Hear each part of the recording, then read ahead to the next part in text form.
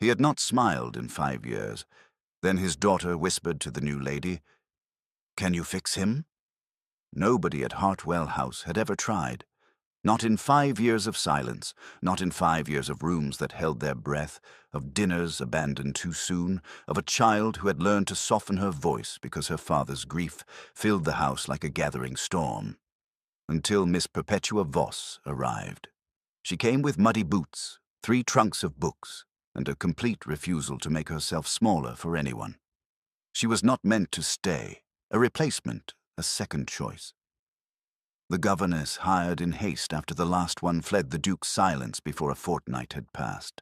But Lady Rosalind Cavendish, 7 years old, solemn and watchful, with her mother's grey eyes, did not wait to be cautious. She chose Perpetua within the first afternoon. And on the third evening, while the Duke sat alone in the library, the lamplight dim and the glass at his elbow untouched, Rosalind found her. She took Perpetua's hand, rose onto her toes, and whispered with the quiet certainty of a child who has already decided, "Can you fix him? Everyone leaves because they're afraid of him, but I don't think he's frightening." A pause. "I think he's broken." Perpetua's gaze moved to the closed library door, then back to the child. And in that moment, she chose. She knocked. England, 1852. The season turns and turns, indifferent to the houses that have gone dark. Hartwell Park is one such house. 300 years of Cavendish history pressed into stone and glass, its formal gardens maintained by gardeners who no longer expect to be praised for it, its great rooms opened once a year out of obligation and shut again with something close to relief. The Duke of Merrow keeps it running because duty requires it. He does not keep it warm, because warmth requires something he has not had since the night his wife died and took most of him with her. His Grace, Julian Cavendish, Duke of Merrow, is 36 years old. He is broad-shouldered and dark-haired, with a kind of face that would be handsome if it moved more, if the jaw unclenched occasionally, if the eyes remembered how to look at something without measuring its distance. He manages his estates with meticulous efficiency. He fulfills his parliamentary obligations. He is, by every external measure, a man performing the function of a duke with complete competence. He has not laughed since March of 1847. He knows the exact date. He has never told anyone. Miss Perpetua Voss is 26, the daughter of a radical printer from Bristol, whose library was more ambitious than his income. She has dark eyes that register everything, copper-streaked brown hair that defies most pins, and a moral compass so fixed that it has occasionally got her dismissed from positions. She was educated at the Edinburgh Ladies' Academy for practical instruction, which means she can teach Latin, argue political philosophy, and ride astride, none of which are considered desirable qualities in a governess.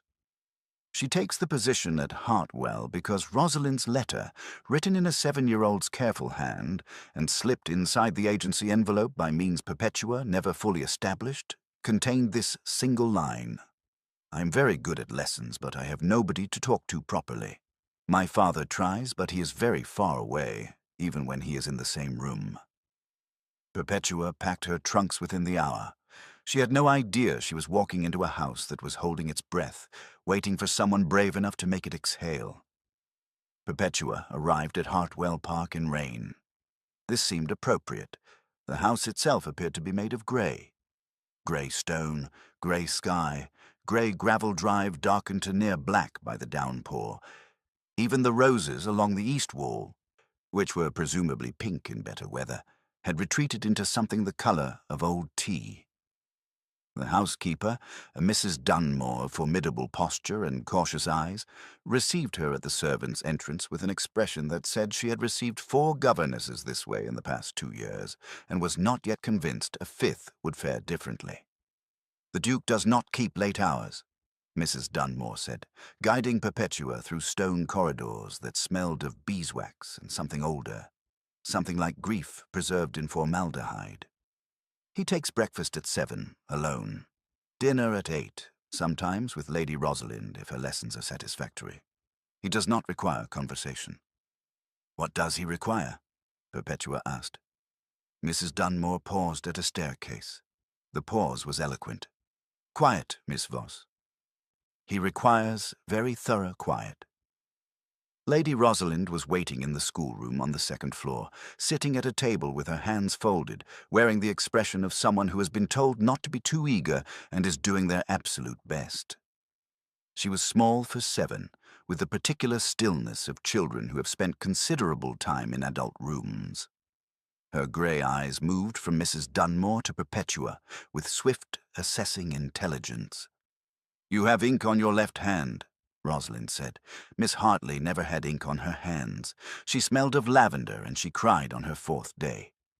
"I do not cry easily," Perpetua said, sitting down across from the child without being invited.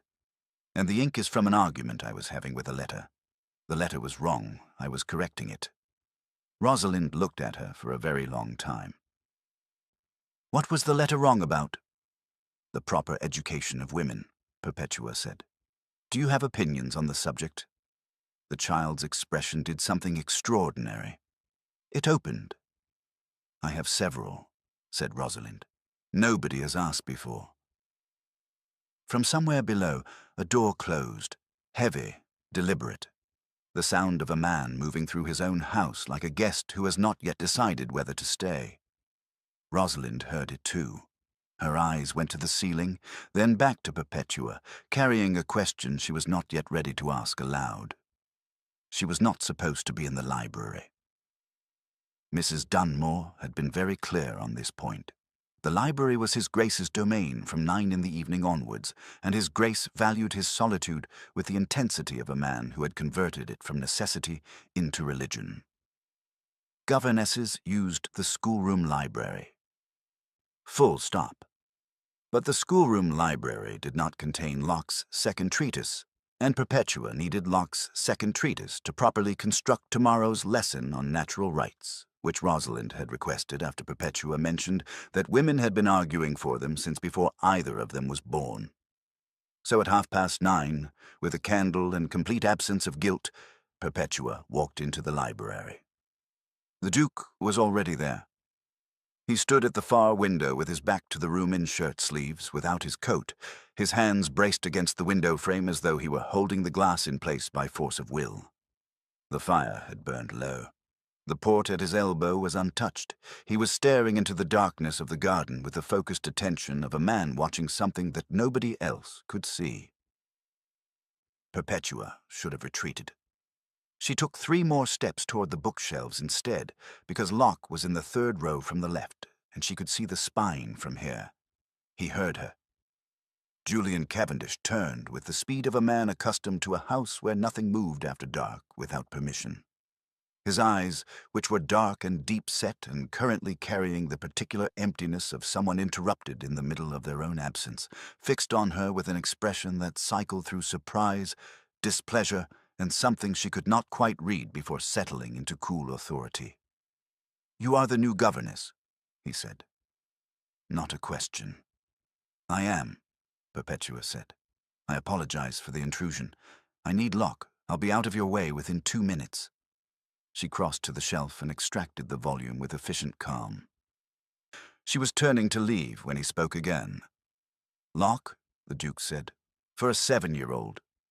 For a 7-year-old who asked me this morning why some people get to make rules for other people who had no say in the making. I thought Locke might be a more satisfying answer than because they always have." The library was very quiet. Julian Cavendish looked at her across the room with an expression she had no framework for. It was not displeasure. It was not approval. It was something that had not been activated in a very long time, blinking awake like a lamp in a room that had forgotten it had windows. He said nothing, but he did not tell her to leave. It happened on the 3rd evening, exactly as the Hook promised. Rosalind had been unusually quiet through her supper, the careful quiet of a child working something out. Perpetua had learned in 3 days to distinguish between Rosalind's thinking silence and her sad silence. This was thinking. She did not interrupt it. After supper, after the lamp was lit in the schoolroom and the Latin declensions were laid aside, Rosalind put down her pen and said, "Do you think my father is frightening?" "No," Perpetua said immediately. Miss Hartley did. She told Mrs. Dunmore he made the house feel like a funeral that nobody was allowed to end.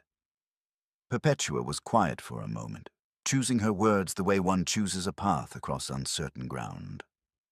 "I think," she said carefully, "that people who are very sad sometimes look frightening to people who are not accustomed to grief. But sadness is not the same as danger." Rosalind absorbed this. Then she picked up her pen, put it down again, and looked at Perpetua with those gray eyes that carried the particular weight of a child who has been managing something too large for a long time. "Can you fix him?" she asked. The corridor outside the library, the low light under the door, the untouched port which Perpetua had noticed 3 nights running. "I don't think people can be fixed like clocks," Perpetua said quietly. "I know," said Rosalind. "But can you try? Everyone else leaves because they're afraid of him. I don't think you're afraid, are you?" Perpetua stood. She picked up her candle. She looked at the child's face, that brave, careful, 7-year-old face holding so much more than it should have had to hold. "No," she said, "I'm not afraid." She walked to the library door. She knocked. A silence. The specific silence of a man recalibrating.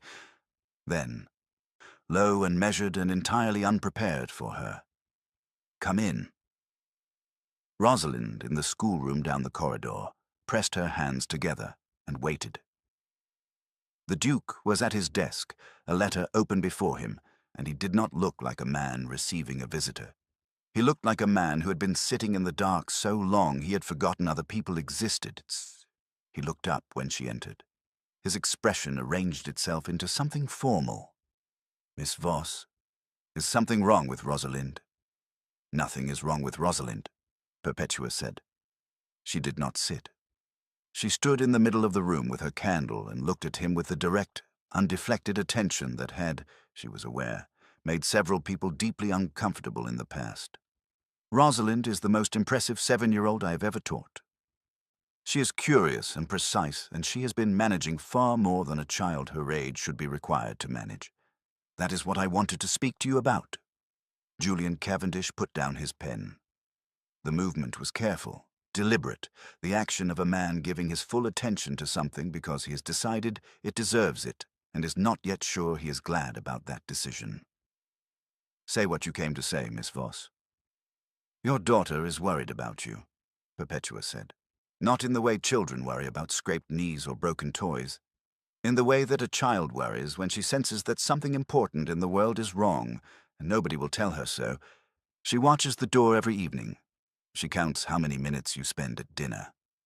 She measures her own behavior carefully because she believes, and I think she has believed this for some time, that if she is very good and very quiet and very perfect, something in you might come back." The silence was absolute. The fire had burned to coals. In the dim light, the Duke's face was unreadable, but Perpetua had learned in 3 days that his stillness was not emptiness. It was containment. Something inside him moved. She could see the effort of holding it still. "You have been here 4 days," he said at last. "Yes, and you feel qualified to make these observations." "I feel obligated to make them," Perpetua said. "Qualified is beside the point when a child needs something said." Another silence. This one different, not cold, but charged. "Good night, Miss Voss," he said finally. She went, but at the door she paused. "She does not need you to be happy, Your Grace. She just needs to know you are still here." She left him in the dark with that, and the letter on his desk remained unfinished all night because he could not remember what he had been writing before she knocked. She found him in the garden the following morning. This was notable because Mrs. Dunmore had informed her, with the confidence of standing household intelligence, that the Duke did not walk in the garden before noon. He had not walked in the garden before noon since his wife had died, which was when the roses had been planted in a specific arrangement that the head gardener maintained to the letter, because no one had told him to change it. And yet there he was. in the formal rose garden at 8:30, in his greatcoat, standing in front of a particular bed of white roses with an expression that was not grief exactly, but lived in grief's immediate neighborhood. Rosalind was with Perpetua, because Rosalind had requested a lesson on botanical illustration, and the garden had seemed the obvious location. The child saw her father before Perpetua could redirect. She stopped walking. Then she did something Perpetua had not yet seen her do. She ran. "Papa!" Julian Cavendish turned. The expression on his face when he saw his daughter running toward him across the wet grass was the most unguarded thing Perpetua had witnessed in Hartwell Park. He caught Rosalind when she reached him, lifting her with the practiced ease of a father who had done this 1,000 times. And the gesture was so natural, so physical, so entirely at odds with the armored distance he projected in every other context, that Perpetua felt she had accidentally witnessed something private. She began to look away. Miss Voss. His voice across the garden even. Careful. She stopped. "Rosalind tells me you are teaching botanical illustration. Our library has Redouté's roses, the 1817 edition. It might be useful to your lesson." He put Rosalind down. He looked at Perpetua with the specific expression of a man offering something small because he does not yet know how to offer something large. "Thank you," Perpetua said. "That would be very useful indeed." Rosalind looked between them with the expression of a child watching something she had quietly arranged begin to work. Later, in the schoolroom, she drew a white rose with careful precision and wrote beneath it in her best hand, "Papa came to the garden today." Miss Voss did not seem surprised. The trouble arrived in the form of Lady Granville, who came for tea on a Tuesday with the declared purpose of checking on dear Julian, and the unstated purpose of investigating the new governess about whom her housekeeper's cousin had sent a rather interesting letter. Lady Granville was 62, politically connected, and possessed of a social intelligence so refined it had become almost supernatural. She registered everything, the ink on Perpetua's fingers, the ease with which Rosalind addressed her, the particular quality of the Duke's attention when Perpetua spoke at the tea-table. He had joined them. That itself was news. Julian Cavendish had not taken tea with visitors in 2 years. "Miss Voss," Lady Granville said, with the sweetness of a woman beginning an excavation, "I understand you studied in Edinburgh. Most unusual for a governess." "Most useful," Perpetua said pleasantly. "They taught us to think as well as instruct. The two are not always the same." "And what do you think," Lady Granville continued, "about a governess who makes herself rather too comfortable in the family's social spaces?" The tea-table went very still. "I think," Perpetua said, setting down her cup with complete calm, "that comfort is what makes a house a home rather than a well-maintained building. If my presence at a tea-table makes this house feel less like a mausoleum, I am not certain that is the problem you are suggesting it is." Lady Granville blinked. In 40 years of social combat, she had not been called a mausoleum by a governess. She looked at Julian. Julian Cavendish was looking at Perpetua Voss. And on his face, for the first time in Lady Granville's long acquaintance with him, was the particular expression of a man who has just been surprised into a feeling he had forgotten he was capable of. It was not a smile. Not quite. But it was the architecture of one. The scaffolding, the suggestion that somewhere beneath all that armored silence, a smile still existed and was considering its options. Lady Granville drove home and wrote 3 letters before supper. Hartwell Park, she told everyone, was no longer dark. Something in it had caught light. There was a portrait in the east corridor that Perpetua had been avoiding. Not consciously. But she had noticed, over 2 weeks at Hartwell, that she found reasons to take the west staircase, to use the south passage, to simply not walk down the east corridor if she could help it. She told herself it was efficiency. It was not. The late Duchess of Merrow had been painted at 24 in a gown of deep rose silk, with Rosalind's grey eyes and a warmth in her expression that made the portrait feel less like oil on canvas and more like an interruption. Perpetua found herself there on a Wednesday afternoon, alone, because Rosalind was with her music teacher and the house was quiet. She looked at the portrait for a long time. She did not hear the Duke until he was standing beside her. Her name was Charlotte, he said. His voice was entirely level. Perpetua had learned that his levelness was not coldness. It was the way he kept himself from fracturing in public. She was, Perpetua said carefully, the kind of person who left a shape in things. You can tell. He turned to look at her. The question was in his expression before it reached his mouth.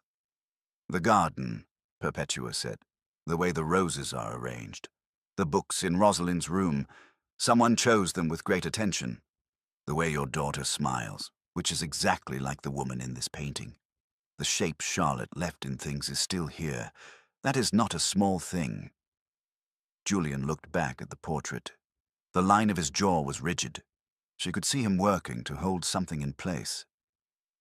People tell me, he said very quietly, that time heals it. It has been 5 years. I find that time does not heal. It only teaches you to carry the weight without letting it show. That is not the same as healing, Perpetua said. That is endurance. You are very good at endurance, but your daughter needs you to learn something easier. Not healed. Just present. He said nothing, but he did not move away. They stood together in the east corridor for several minutes, not speaking, looking at Charlotte's portrait, while the afternoon light moved across the floor between them. That evening, Rosalind came to supper and found her father already at the table, waiting. He had never been at the table before her. She sat down without comment, but her hands were clasped in her lap beneath the table, pressed tight together in the way of someone trying to contain something too large for their chest. It began, as significant arguments often do, over something small. Perpetua had arranged for Rosalind to attend a small educational gathering in the village. The vicar's wife hosted monthly discussions for the local children, mixing classes without apology. A radical act in the Derbyshire countryside. Perpetua had attended one herself and found it exactly the sort of thing Rosalind needed. Other children, argument, the discovery that her mind was not unusual, but simply untested. The Duke refused to permit it. He declined in a note delivered through Mrs. Dunmore, which Perpetua considered sufficiently cowardly to warrant a direct response. She found him in the estate office. "I would like to understand your objection," she said, closing the door behind her with the particular care of someone who intends to say something that requires privacy. "Rosalind does not mix with village children," the Duke said, without looking up from his ledger. "Because? Because it is not done. By whom?" He looked up. "By people of her position, Miss Voss. She is the daughter of a duke. She has responsibilities to her standing that a governess from a reformist school in Edinburgh may not fully appreciate." Perpetua took a breath that was not entirely steady. "Rosalind is 7 years old, and she has not had a friend in this house since her mother died," she said. "She speaks beautifully. She thinks precisely. She is, as far as I can tell, deeply lonely, and you are proposing to preserve her standing at the cost of her happiness because you are afraid." "I beg your pardon?" "Not of the village children," Perpetua continued, her voice quieter but no less direct.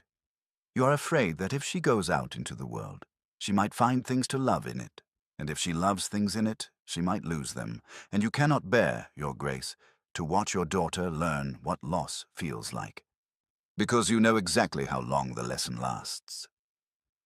The silence that followed was the longest Perpetua had experienced in Hartwell Park. Julian Cavendish's expression was not anger. It was the face of a man who has been handed a mirror he was not ready for. "That will be all, Miss Voss." "The gathering is on Thursday," Perpetua said, and let herself out. On Thursday morning, the Duke's carriage was ordered. He drove Rosalind to the village himself. He did not explain. Perpetua did not ask him to. It was not a grand occasion. That was the important thing. It happened in the schoolroom on an unremarkable Friday morning in October, during a lesson on natural philosophy that had somehow devolved into a debate about whether horses or dogs demonstrated greater capacity for loyalty. A debate that Rosalind was conducting with the forensic commitment of a barrister and absolutely no intention of conceding. Julian had come to observe the lesson. He had been doing this twice a week since the argument in the estate office.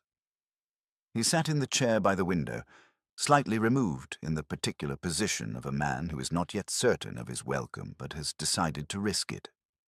He watched his daughter deploy 3 separate arguments, a counterexample, and what appeared to be a prepared rebuttal against Perpetua's horse hypothesis. He watched Perpetua argue back with equal conviction, then deliberately introduce a flaw in her own reasoning to give Rosalind room to find it. He watched Rosalind find it, her face lit with the specific joy of a mind encountering itself. "You did that on purpose," Rosalind said, pointing at Perpetua. "You left the gap. I saw you leave the gap." "I have absolutely no idea what you are referring to," Perpetua said, with an expression of complete innocence so badly performed that Rosalind burst into laughter. Rosalind's laughter was a particular sound, high and clear and absolutely unguarded, the laugh of a child who has forgotten, just for a moment, to be careful. Julian heard it and the armor cracked, not dramatically. There was no great moment of visible collapse, but the line of his mouth changed. The set of his jaw released fractionally, like stone remembering it had once been water. And in the corners of his eyes, in the lines around his mouth, in the way his chest rose with a breath that was not measured or controlled but simply taken. He smiled. Perpetua saw it. She looked away immediately, because some things are too private to witness directly, and because her own chest did something she was not yet prepared to examine. Rosalind did not look away. She saw her father's face and went very still, the way a person goes still when something they have been waiting a long time for finally, quietly, arrives. "Papa," she said softly. "Yes?" "You look like you again." Julian Cavendish looked at his daughter and said nothing, but he reached across and covered her small hand with his, and held it there while the morning light moved across the schoolroom floor, and the tears he would not shed pressed against the backs of his eyes and were, somehow, not entirely made of grief. She was packing. Not because she had been dismissed, because she had decided, with the careful, painful logic of someone who has spent 3 months watching a man remember how to feel and is now aware of precisely what her own feelings mean. That staying was no longer something she could do without honesty, and honesty might cost her the position. Mrs. Dunmore found her at it on a Monday morning and went, without a word, directly to the Duke's study. Julian found Perpetua in the schoolroom, one trunk partially filled, Rosalind's most recent drawing of the white rose garden in her hands because she could not quite make herself put it in. "Miss Voss," she set the drawing down carefully. "I think it is time," she said before he could speak. "Rosalind is flourishing. She does not need me the way she did, and I have—" She paused, choosing precision over protection. "I have become someone who has feelings that are not appropriate to my position in this house. I would rather leave with my honesty intact than stay and pretend otherwise." Julian was very still. "What feelings?" he asked. His voice was careful, completely controlled, and underneath it, like a current under ice, something urgent. "You know what feelings? I want to hear you say them." Perpetua looked at him. This man who had been a ghost in his own house when she arrived, who had learned, slowly, painstakingly, to be present again, who drove his daughter to the village because a governess challenged him to, who stood beside a portrait and told the truth about his grief because she had created a space safe enough to say it in, who smiled 3 weeks ago, for the first time in 5 years, and whose face had rearranged itself around that smile into something that made her chest ache every time she thought of it. "I love you," Perpetua said. "Not as my employer, not as Rosalind's father, as yourself, which is why I cannot stay and say nothing, and why I cannot stay and say something, because the distance between your life and mine is—" Considerable, Julian said. Yes, I am aware of the distance. He crossed the room in 4 measured steps and stopped within arm's reach. I'm also aware that I have spent 5 years at the correct distance from everything and everyone, and I am acutely, specifically, unreasonably tired of it. Your Grace. Julian, he said, if you're going to tell me you love me, you might use my name. The schoolroom was very quiet. Through the window, the white rose garden was turning copper with autumn. Julian, Perpetua said. He took her hand. He held it the way he had held Rosalind's. Not possessively, but with the particular certainty of someone who has decided that letting go is no longer the correct response to caring about something. I'm not asking you to bridge the distance alone, he said. I'm asking if you are willing to let me bridge it with you. Publicly, permanently, with full understanding that my mother will disapprove, society will be astonished, and Rosalind will consider herself entirely responsible for the outcome and insufferably smug about it. Despite everything, Perpetua laughed. It was the first time she had laughed in Hartwell Park. The sound moved through the schoolroom like light through a window that had been closed too long. Yes, she said. Yes, to which part? All of it, Perpetua said. Even the insufferably smug 7-year-old. Down the corridor, Rosalind sat outside the schoolroom door with her hands pressed together, her ear tilted very slightly toward the gap, and the expression of someone who had asked a question 3 months ago and had just, finally, received her answer. The white roses bloomed in May, as they always had. This year, however, there were more of them. Julian had asked the head gardener, in the quiet way he asked for things now, directly without extensive preamble, to expand the bed along the eastern wall. He had stood with Perpetua while the plan was discussed, their shoulders touching in the unconcerned way of people who have stopped measuring the space between themselves. And Rosalind had contributed 3 opinions on where specifically the new plants should go, all of which the gardener had incorporated without being asked to. Hartwell Park smelled different in spring. This was an objective fact confirmed by Mrs. Dunmore, who had been housekeeper here for 19 years and had not previously thought of a house as having a smell beyond stone and beeswax and the occasional boot polish. It smelled now of something she could not precisely name, but which she had come to associate with the sound of a child running in the east corridor, and the Duke's voice responding without the measured quality he had used for 5 years. It smelled, she finally decided, like a house being lived in. The Duchess of Merrow had been received with less resistance than expected. Society had been astonished, as Julian predicted. But astonishment was not uniformly hostile. Lady Granville had declared, at the first dinner Perpetua attended as Julian's intended, that any woman who called a social call a mausoleum to the hostess's face and made the Duke of Merrow look at something with warmth for the first time in 5 years was either the most foolish woman in England or the most necessary one. She had declared for necessary, and society, which followed Lady Granville with the devotion of people who have learned she is usually right, had adjusted its position accordingly. Julian's mother had not adjusted. She had sent 7 letters. Julian had answered 3 of them, kindly and without apology, and Perpetua had answered 2 of the others, which had ended the correspondence, though not, apparently, the disapproval. She will come round, Julian said, with the equanimity of a man who has decided his mother's approval is desirable but not required. Or she will not, Perpetua said, and we will manage perfectly well either way. Rosalind attended the village gatherings every month now, and had accumulated, in the manner of small children who discover social appetite late, an almost aggressive number of friendships.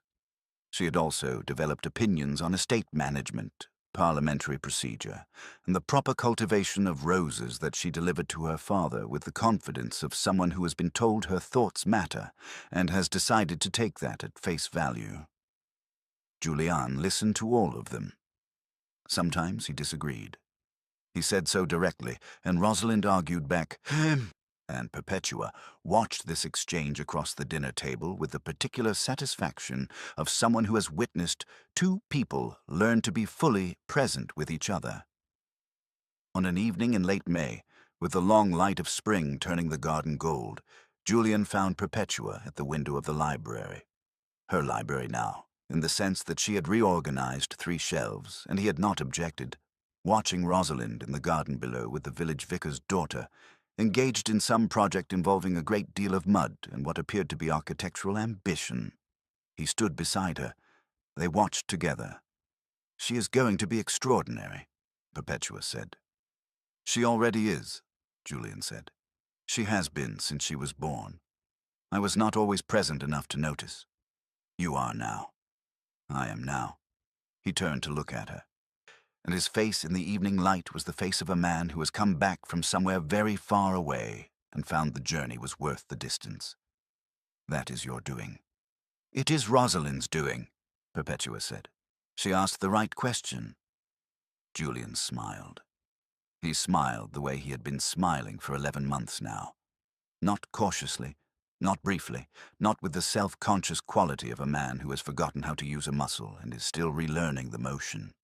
He smiled the way people smile when they are standing in the right place with the right person, and the garden is full of light and a child is laughing somewhere below, and the world, for this particular moment, contains exactly what it should. Below, Rosalind looked up at the library window, saw them both there, and waved with the unbothered confidence of someone who asked a question, waited patiently for the answer, and was not the slightest bit surprised by it. Perpetua waved back. Julian raised his hand. And Hartwell Park, which had been dark for 5 years and was dark no longer, held all 3 of them in its old stone walls and did not creak or settle or press the cold of grief into its corridors, but simply stood in the warm May evening, doing what houses are built to do, keeping the people inside them safe.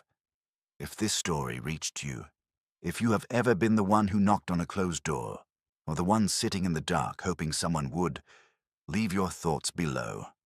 We read everyone, and if you know someone who needs reminding that grief and presence can exist together, that broken is not the same as gone, share this story with them.